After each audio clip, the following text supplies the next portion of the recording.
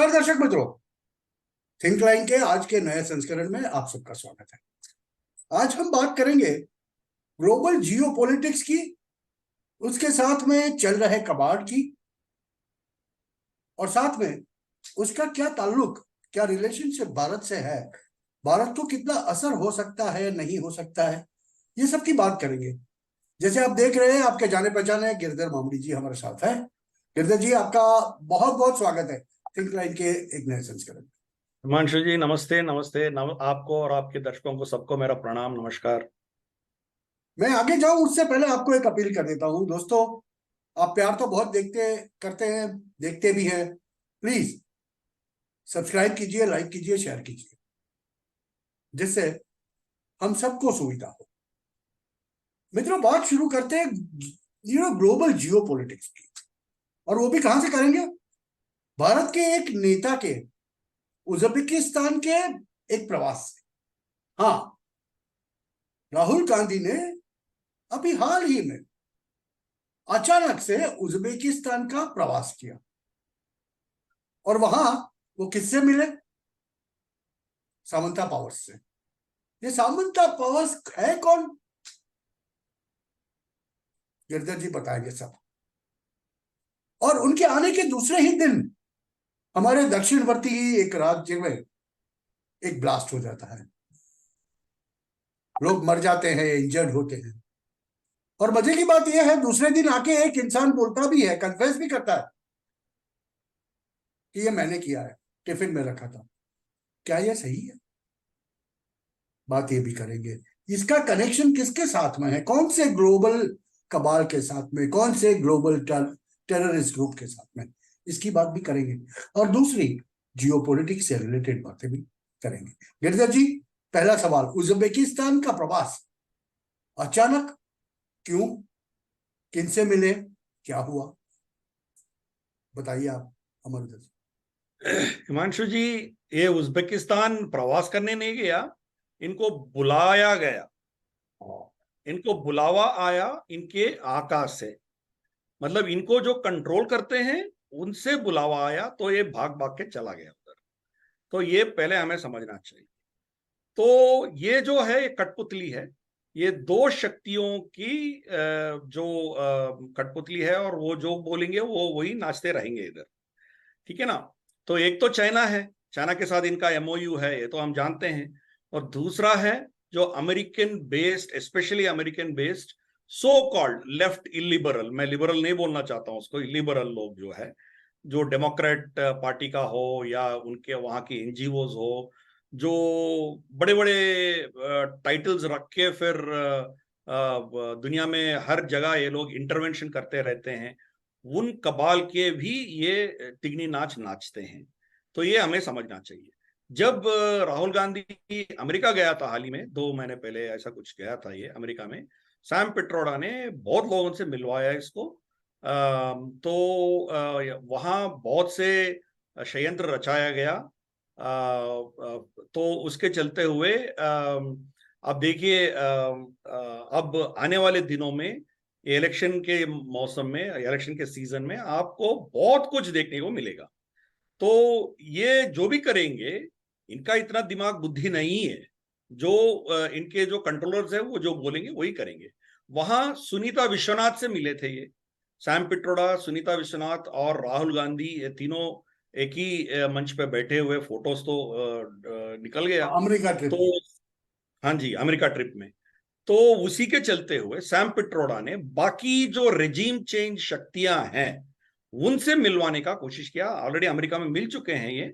यहां समंता पावर्स आई थी उज्बेकिस्तान में, सीधा भारत आएगी, आती थी, या भारत में राहुल गांधी उनसे मिलता, तो ये बहुत बड़ा एक स्कैंडल हो जाता। फिर सब मतलब इनको एक्सपोज कर लेते हैं। तो इसीलिए वो गई थी उज्बेकिस्तान। उज्बेकिस्तान में कुछ कॉन्फ्रेंस है, C5+1, पता नहीं ऐसा कुछ नाम रखे, वो गई थी, मगर इनको वहां बुलाया। फिर इनको इंस्ट्रक्शंस दिया गया कि आने वाले दिनों में करना क्या है। तो she is a regime specialist. Samantha powers का हिस्ट्री आप देखेंगे तो ये ओबामा से जुड़ा हुआ है। तो ओबामा जब सेनेटर था, उस काल से इनका उनसे रिश्ता था। तो जब वो प्रेसिडेंट बना तो इनको समंता पावर्स को बहुत बड़े बड़े रेस्पॉन्सिबिलिटीज दिया गया इनको। तो बाद में इनको American ambassador to United Nations भी इनको नॉमिनेट किया गया। तो इनका ये चरित्र रहा, हिस्ट्री रहा। तो इनका सोच जो है वो अमेरिकन इंटरवेंशन, मतलब दखल करना है, देशों में दखल करना है, ये उनका सोच है। तो ओबामा एरा में वही किया था।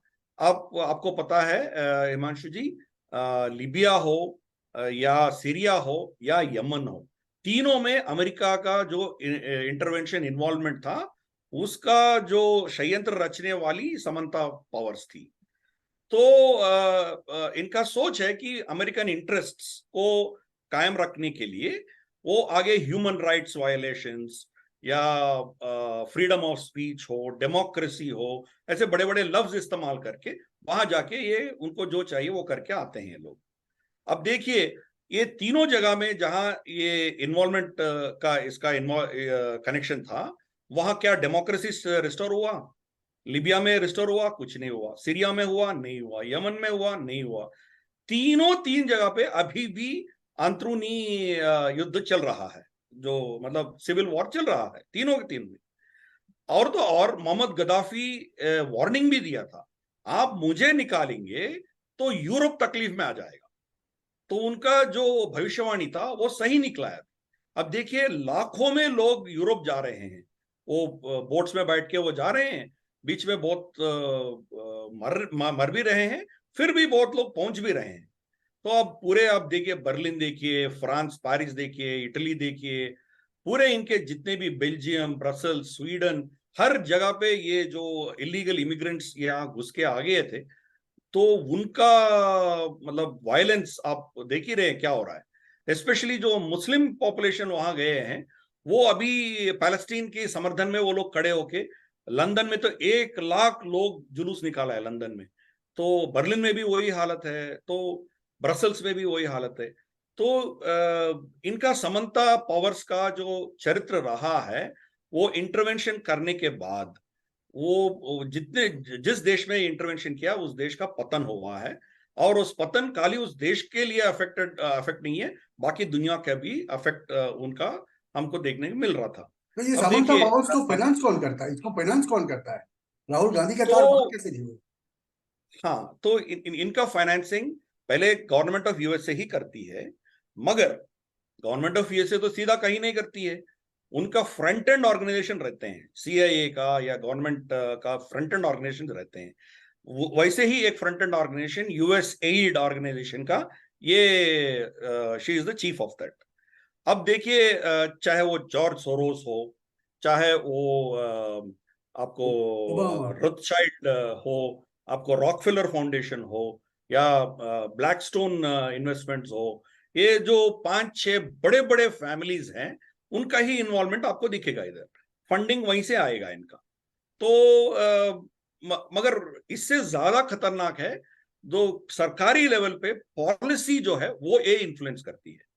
तो जब पॉलिसी इंटरवेंशन ये करती है तो वो खतरनाक हो सकता है।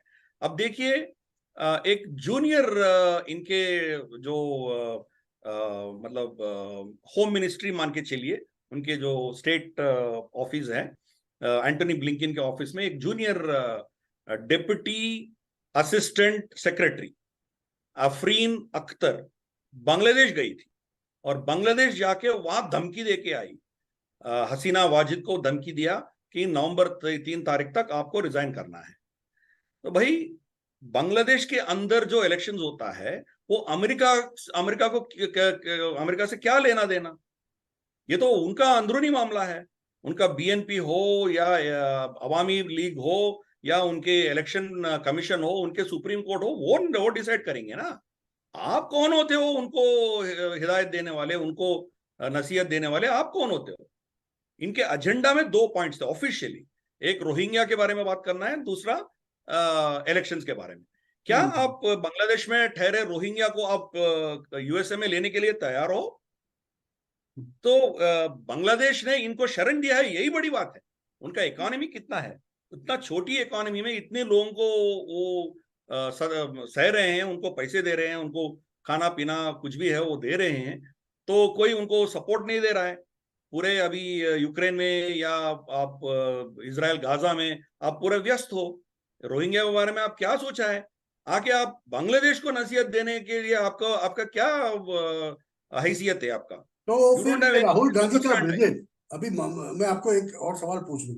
राहुल गांधी का विजिट और केरला में बॉम्ब ब्लास्ट होना, उसके 2 दिन आगे हमास के एक लीडर का वाया वीडियो केरला के लोगों को संदेश देना, ये सब कोइंसिडेंसेस है या कुछ ताला बाना जुड़ा हुआ है? वो बताइए आप। देखिए देखिए, राहुल गांधी उस षड्यंत्र में एक कड़ी है, बाकी भी बहुत लोग हैं इसमें। तो यही मैं कह रहा था, तो बांग्लादेश को भारत के खिलाफ इस्तेमाल करेंगे, और राहुल गांधी उज्बेकिस्तान गया है, और हमारी एक्स नेवी ऑफिसर्स को 8 नेवी ऑफिसर्स को कतर कतार में में मौत का फांसी सजा दी। सुनाई गई। तो अब देखिए शिकंजा कैसा खस रहा है हमारे खिलाफ। तो यहां अंदरूनी शक्ति जो है, जो we always talk about 2.5 front war, right? Pakistan एक फ्रंट होगा, चाइना एक फ्रंट होगा, आधा फ्रंट अंदर में होगा, भारत के अंदर होगा।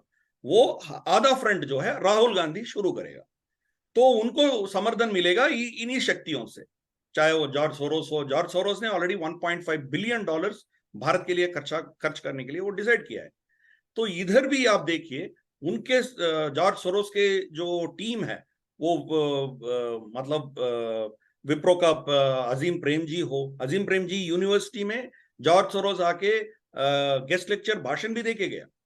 तो डायरेक्टली जहां जॉर्ज सोरोस फंडिंग नहीं दे सकता है, वहां विप्रो का फंडिंग होता है।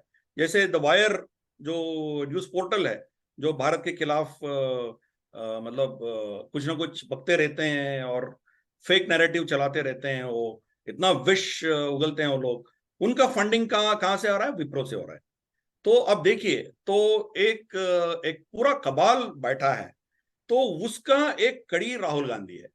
तो अब केरला में आपने जो कहा है, केरला में जो बॉम्ब ब्लास्ट हुए हैं, 4 ब्लास्ट हुए हैं, तो अभी एनआईए उसके बारे में इन्वेस्टिगेट कर रही है। इसके पहले वो किसी नतीजे पे वो पहुंचे, और पहले कोई उसी गुट का जो जिगोवा गुट का एक बंदा ने डिक्लेयर किया कि मैंने खुद किया है। ये मेरे ख्याल से उनके पास इतना टेक्नोलॉजी तो है ही नहीं है। आप इंटरनेट देख को, मैं भी देख सकता हूँ, आप भी देख सकते हैं, क्या आप बम बना सकते हो? मैं भी नहीं बना सकता हूँ। मटेरियल कहाँ से मिलेगा आपको? टाइमर कहाँ से मिलेगा आपको? इतना टेक्नोलॉजी कहाँ से मिलेगा? तो डेफिनेटली ये कोई ना कोई जिहादी तंजीम इनको सपोर्ट किया है, या जिहादी तंजीम खुद किया है, मगर इनको ओन अप करने के लिए इनको आगे किया है वहां की कम्युनिस्ट सरकार।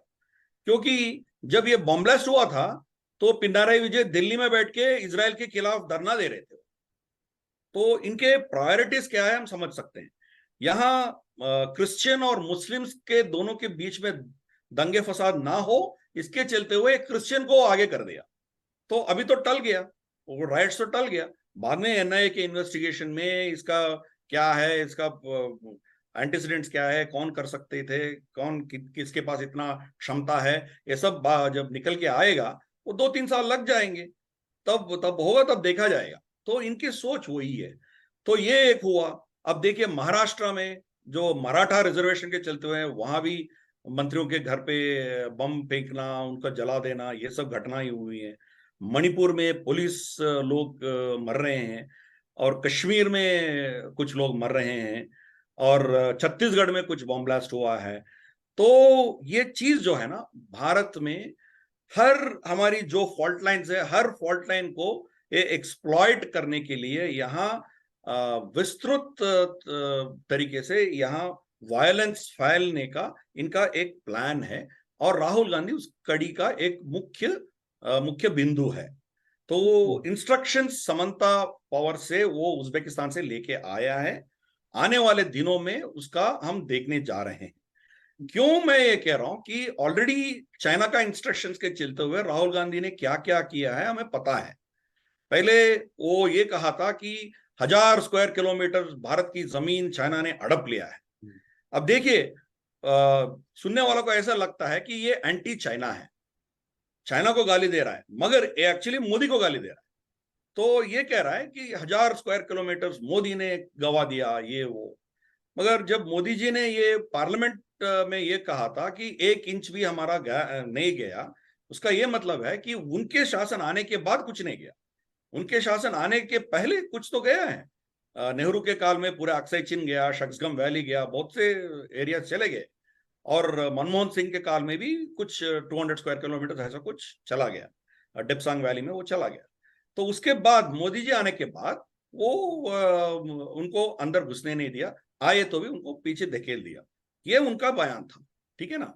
फिर भी राहुल गांधी का नैरेटिव पकड़ के बहुत लोग अभी भी आप देखिए सोशल मीडिया में 1000 किलोमीटर गवा देने वाले इस आदमी को आप वोट देते हो, थू ये वो, मतलब पूरा चला रहे हैं।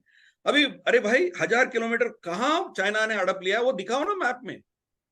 सैटेलाइट मैप्स तो है आपके पास, गूगल मैप्स भी है, और ओपन सोर्सेस में भी आपके पास मैप्स है, और उनके टेंट्स होंगे, उनके जो भी कैंटनमेंट्स होंगे, उनके फॉरवर्ड पोजीशंस होगा, वो दिखाओ ना। 1000 स्क्वायर किलोमीटर कहाँ चाइना के कब्जा में चला गया, दिखाओ। दर्शक नहीं है। फिर मित्रों, भी मैं राहुल आपको गांधी का बता दूं, स्टेटमेंट। मामले जी आगे जाए, बहुत रसप्रद बात है, मैं आपको बता दूं, इससे विपरीत गलवान में और तवांग में जिस हिसाब से चाइनीज सैनिकों को भारतीय सेना ने मारा है, उसके विजुअल्स हमारे पास ऑलरेडी है। गिरधर जी कंटिन्यू कीजिए। करेक्ट, करेक्ट, मैं वही कहने वाला था। अभी तवांग के पास एक बुद्धिस्ट सेंटर है, उनके पवित्र मानने वाले एक जगह है, उनके उस जगह का नाम है यांगसे। यांगसे में एक वाटरफॉल है, वहां बुद्धिस्ट लोग यात्रा में जाते हैं। तो वहां चाइना उस इलाकों को कब्जा करने का कोशिश किया है। क्यों? एक्चुअली ये सुन के आपको आप हंसेंगे। वहां जो मॉस होते हैं ना, जो पत्थर के ऊपर जो ग्रीन मॉस होते हैं ना, वो मॉस को चोरी करने के लिए आए थे वो लोग। अलगे। क्योंकि वहां, हाँ, जो algae जो भी फंगस है, वो फंगस अफ्रोडीसियाक है, सेक्सुअल पावर इंप्रूव करता है। तो उनके साइड पे वो लोग ऑलरेडी पूरा उसको निकाल दिया, कुछ बचा नहीं है। भारत के साइड पे है, तो उसको चोरी करने के लिए वो लोग आए थे। तो आप देखिए उनकी सोच क्या है। फिर भी हमें इंटेलिजेंस सही समय पे अमेरिका से इंटेलिजेंस मिला था, तो हम 300 लोगों को वहां खड़ा किया। और हमारी प्रतिक्रिया इतना मतलब इतना स्ट्रांग था कि उनके कम से कम 4 से 5 लोग मर मर मर गए होंगे, ये हमारी शंका है।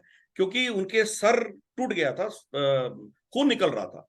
तो उनके मतलब ट्रीटमेंट के लिए, और उनके कुछ सैनिकों को हमने बंदी बना के हमारे पास रखे थे।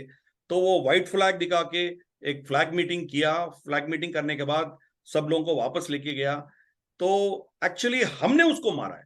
फिर भी राहुल गांधी का स्टेटमेंट था कि चाइना ने हमारी सेना को पीट रहा है, तो इनका ये स्टेटमेंट था।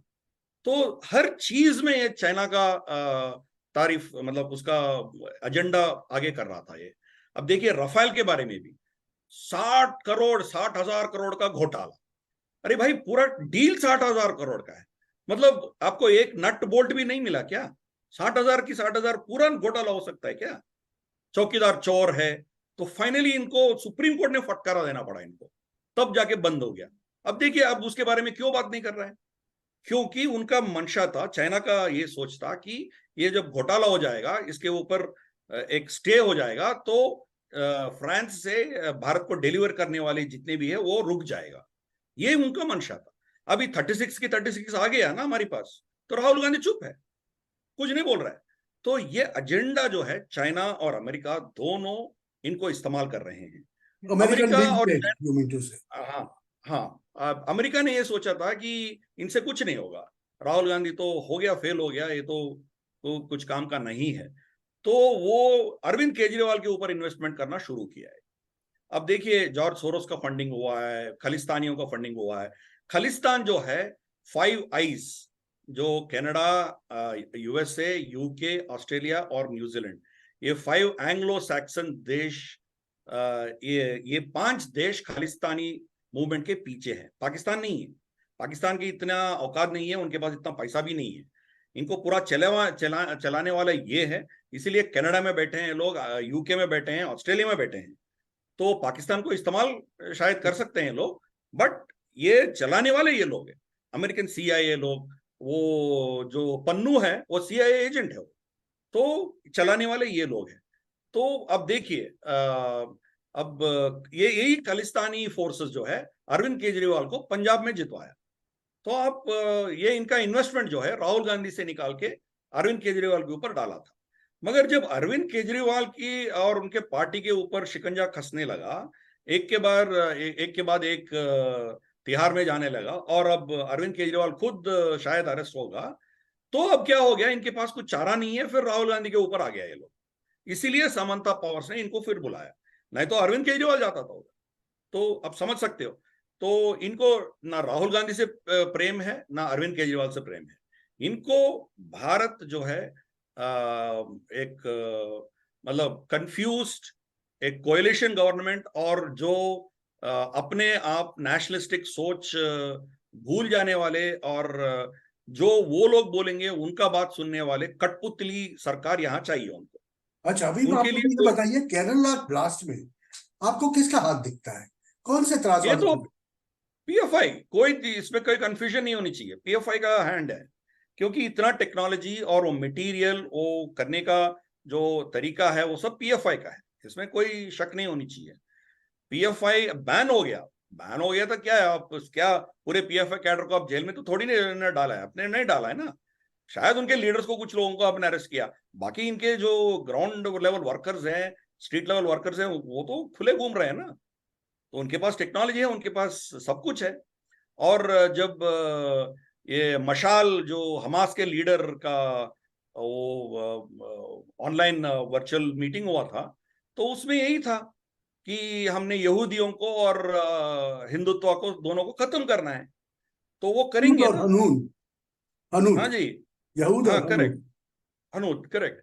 अब एक मलयालम का एक ऑडियो रिलीज हुआ था कुछ साल पहले, एक शायद 2-3 साल पहले, यहाँ से जो आइसिस में ज्वाइन हुआ था, तो उनका प्योर मलयालम में ऑडियो रिलीज हुआ कि हमने यहाँ, वो मर गया है, वो जो बंदा आइसिस में गया वो मर गया, मगर उनका ऑडियो है कि आप कुछ भी करो, आप कार लेके हिंदू क्राउड के अंदर घुस जाओ, लोगों को मारो, चाकू से मारो, इनके प्रसाद में आप कोई विष मिला दो, या ठीक है ना, तो आप आपके पास जो हथियार है वो लेके मारो, जितने काफिरों को आप मारेंगे उतना आपको जन्नत में उतना अच्छा जगह मिलेगा आपको।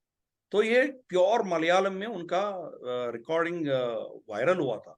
तो केरला में PFI ने बहुत लोगों को रेडिकलाइज ऑलरेडी कर चुका है।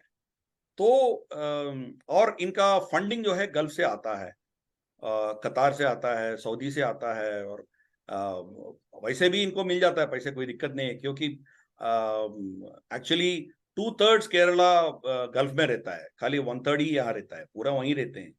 तो पैसा की कोई कमी नहीं है इनका, और जो सोच है उनका जो आइडियोलॉजिकल सोच है, वो तो गल्फ में बैठे हैं, ये बहुत रेडिकलाइज हो गए हैं लोग। तो इसका मतलब तो तो ये हो गया गिरधर जी कि हमारे देश में भी एक बहुत बड़ी गाजा पट्टी है, केरला। बिल्कुल, कहा नहीं है। अब बंगाल के इलेक्शंस के बाद ना, हमने आपने देखा है ना, वहां तो बम बनाते बनाते वो पूरा बिल्डिंग उड़ गया था।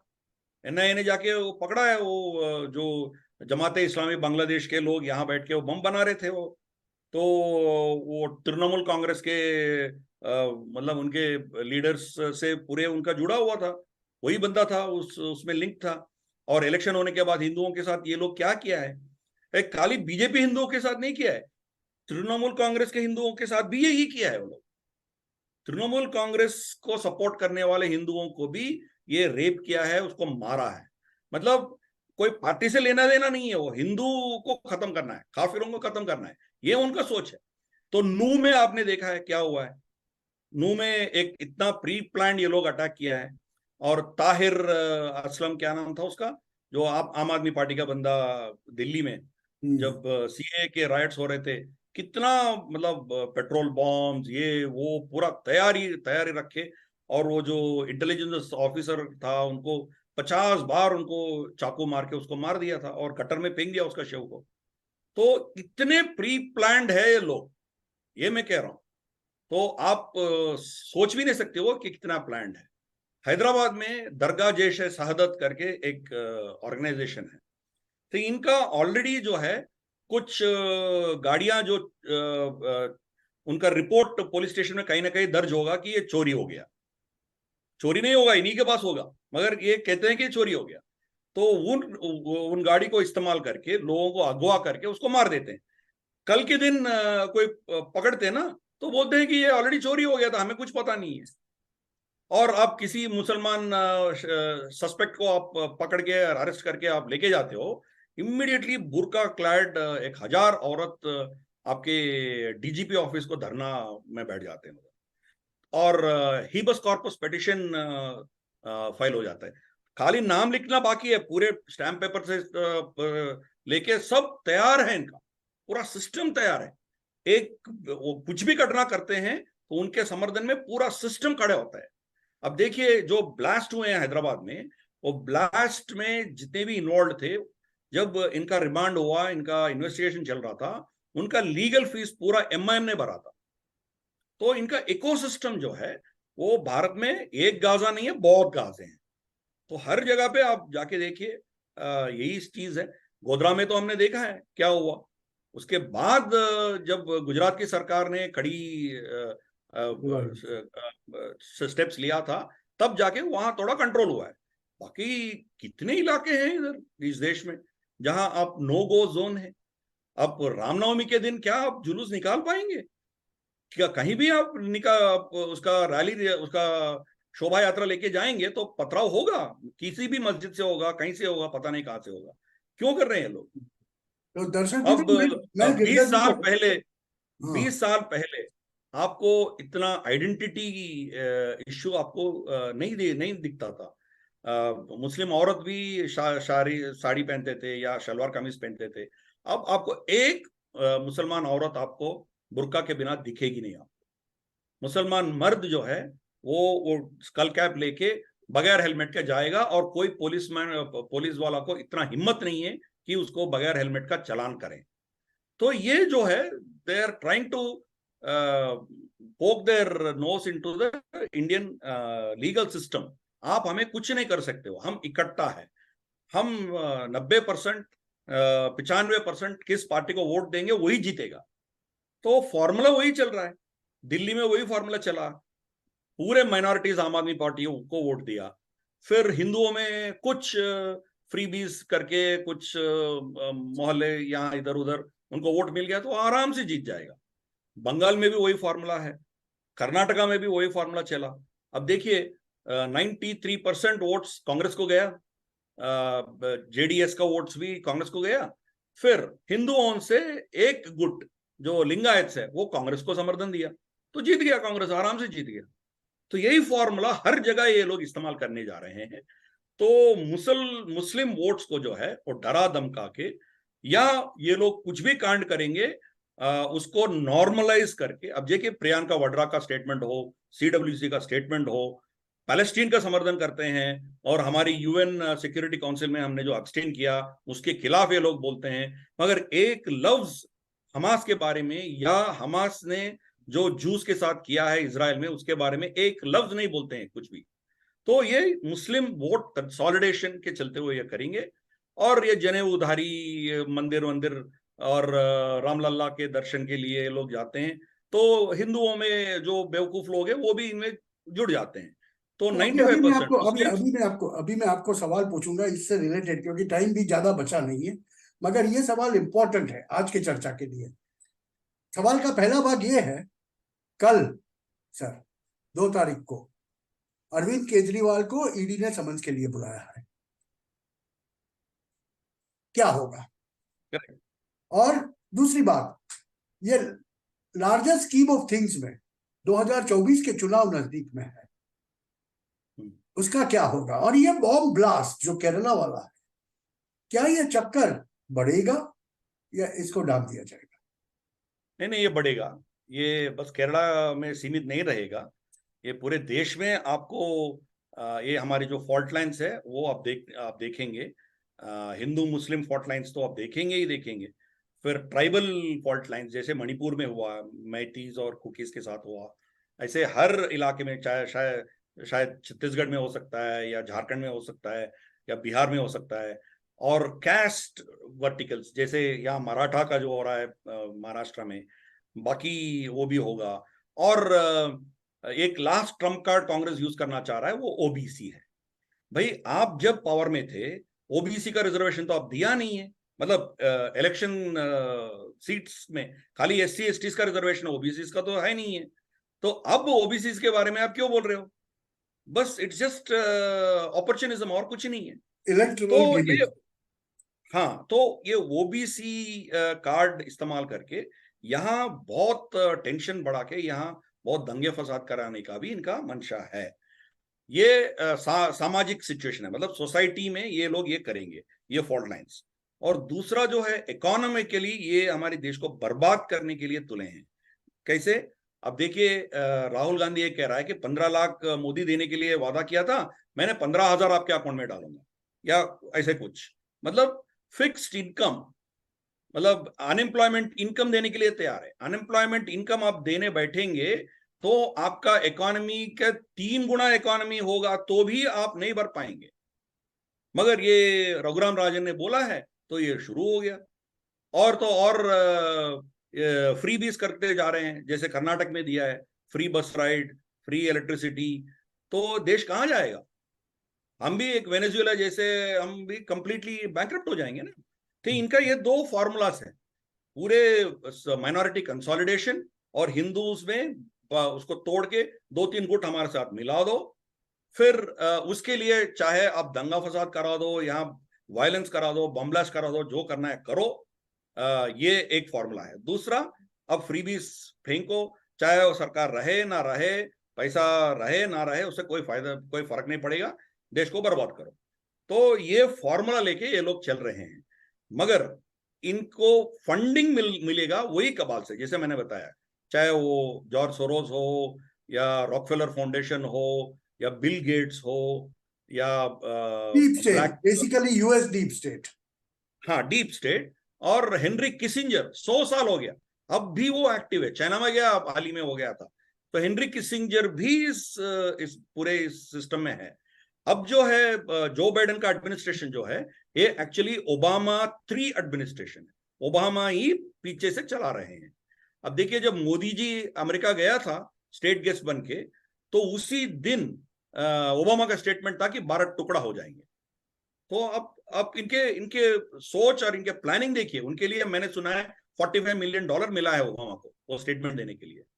तो ये चीज जो है, खालिस्तान फोर्सेस यूज करेंगे, आपके नॉर्थ साउथ डिवाइड, द्राविड, ये आर्यन, ये सब करेंगे, सनातन धर्म के खिलाफ ये अटैक करेंगे। और जैसे मैंने बताया, जो ट्राइबल सिचुएशन है ये करेंगे। ये उनका एक टूल किट है, इनको भरपूर इस्तेमाल करेंगे। और ये इंस्ट्रक्शन समंता पावर्स ने राहुल गांधी को अभी इमीडिएटली क्या करना है वो इंस्ट्रक्शन दे के वापस भेज दिया है। अब सर, देखिए, सर इस मिनट देश एक में ही बचा ये है, सब मिनट हम एक ही बचा है देखेंगे। सर, मिनट एक ही बचा है। केजरीवाल वाला कल क्या होने वाला है केजरीवाल को?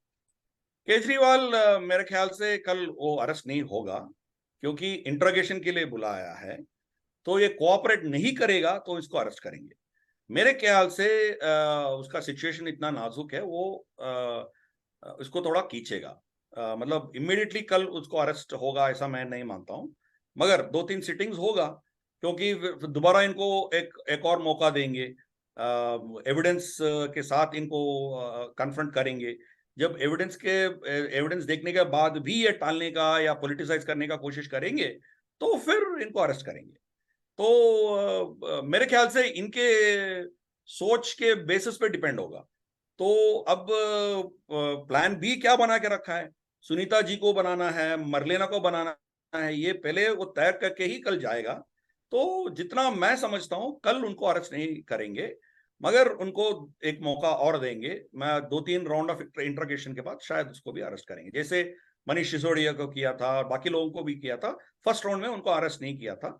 ये जब कोऑपरेट नहीं करेंगे तो ऑटोमेटिकली इनको अरेस्ट करेंगे। तो दर्शक मित्रों, आपने सुना राहुल गांधी, हम लोग तो पप्पू कहते हैं ना, क्या ये पप्पू है? और इसी a puppet of a deep state,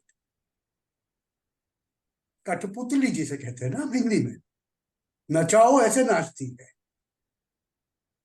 और ये पपेट देश को बर्बाद करने पे तुला है, ऐसा गिरधर जी का मानना है। ऐसे बहुत से लोगों का मानना है।